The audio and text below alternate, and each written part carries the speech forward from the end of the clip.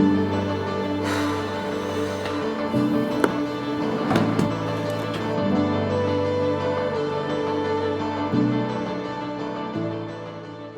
TL Travelers, and welcome back to the TL Travel YouTube channel. If you are new here, welcome to the family, and if you are not new here, you might be wondering what the heck just happened to your interview series. Over the past 2 weeks and 4 episodes, I have been sharing some fan favorites, some travel besties with you guys, and talking a lot with them about how 2020 has changed their travel plans, their travel lives, and what their plans look like heading into a new year. However, in the theme of flexibility and anything can happen, I was forced to put that series on hold because we had a little scare of our own over here. Now, don't worry at all, everyone in this household is absolutely fine, but there was a bit of a scare at my husband's place of work, and so he was required to quarantine, isolate, and I was required to do the same. I actually spent a few days isolating at my brother-in-law's house away from Derek until we could get the negative test results and just all of that fun stuff. And not only was that just an all-around stressful situation, but it also left me very emotionally exhausted. This probably could be an opportunity for me to like get a bunch of work done just in peace and quiet and like distract myself, which is kind of what I was hoping that was gonna be. But at the same time, like, I just feel, I don't know, I feel tired. Like my body feels tired, and I just feel like emotionally exhausted from this entire, just the entire year, frankly, but also just this entire situation. I mean, I say that, but like, I'm just so exhausted. I don't know, long story short, I'm just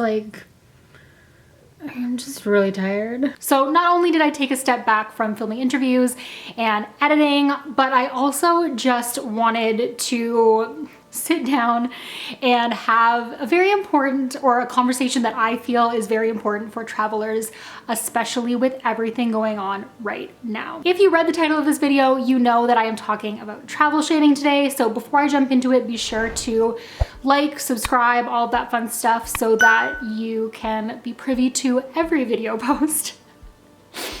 Privy? All right. And yeah, let's just jump into it, because travel, although maybe not recommended right now, is something that people are doing, and at the end of the day is not illegal. During my isolation period, I actually sat in on a virtual panel with a number of different travelers, some just straightforward travel bloggers, others who actually work in the medical field, to talk about travel shaming and the difference between travel shaming and holding people accountable. Because I don't know if you guys are finding the same thing, and like maybe it's because people are just exhausted, but from the start of this pandemic until now, I feel like kindness has been lost just a little. So full disclaimer, I'm not saying, and they weren't saying either, that everybody should be out traveling right now.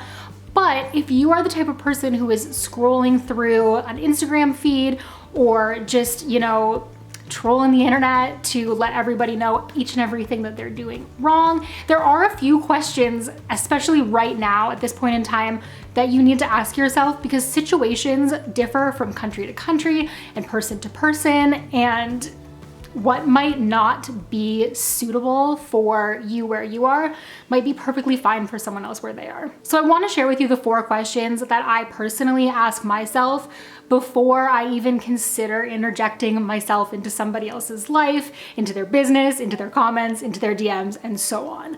The first question is, where are they from? The perfect example of this is people based in North America, where cases are high and restrictions are high, coming for people who are posting from New Zealand, where cases are virtually non-existent. They're living their best lives, they're out, they have the freedom to go roam wherever they please, go to concerts, whatever, because they successfully, for the most part, have eradicated COVID completely, and you know, they're reaping the benefits of that. Not everyone who is in New Zealand, living in New Zealand, and posting about their day-to-day life in New Zealand is going to publicly state in every post, in every video, that that's where they're based.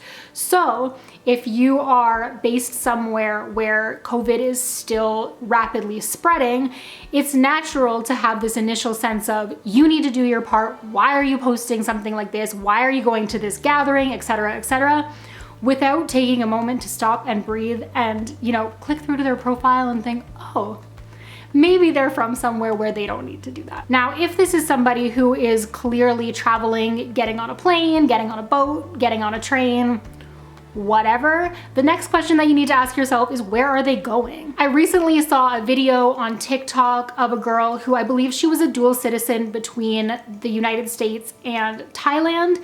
And as the cases got greater and greater in the United States, she decided that that's not where she wanted to be. She got all of the proper testing, all of the proper paperwork, everything done for her visa, and then she boarded a flight to return to Thailand, where she has her secondary visa.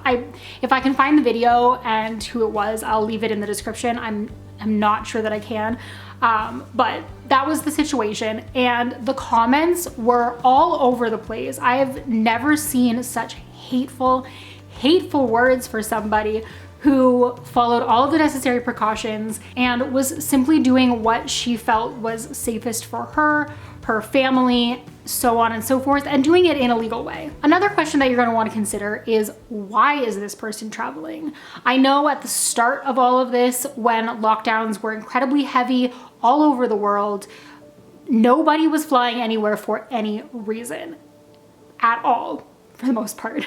So as flights resumed and as jobs resumed, there are a lot more people who are traveling, and a lot of them are traveling, A, essentially to reunite with family, B, for work, and doing everything that they can to stay safe in the process. Which leads me into question number 4, which is, what are they doing to stay safe? And these aren't necessarily things that someone in a personal or even public post is going to automatically share with you. So if you do find yourself genuinely concerned about the health and safety of somebody who is traveling right now, my best recommendation for you, if you do feel like you need to say something, is to kindly ask questions and then proceed to kindly educate if you see fit. Certainly interjecting yourself into somebody else's private business is a fine line to be walking, so asking some questions beforehand is definitely important. But given the current situation in the world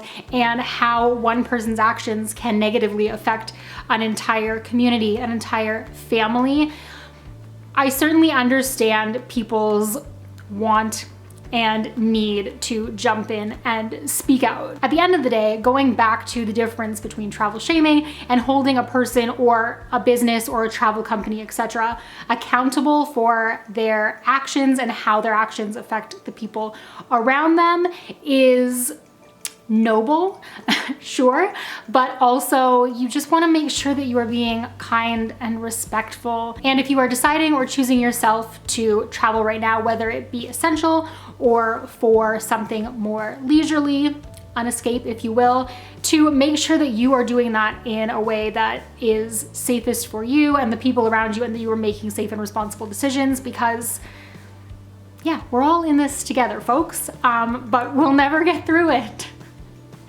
if the kindness just disappears. So I really hope that that wasn't too much of just like a ramble for you guys. Obviously, this is just like my opinion and my feelings on the whole situation after sitting through that chat and sitting through that panel, and it seemed like a conversation that would be relevant and important to share with you guys. So definitely I understand that people's opinions are going to differ on the whole thing. There are people who just want to like get out there, live their lives, fine, and other people who are being super safe. I'm not here to travel shame. I'm not here to, you know, get into that at all. I think at this point, I hope that we all understand my take on it. But yeah, I would still love it if you do have an opinion on travel shaming versus accountability, or just, you know, travel right now in general.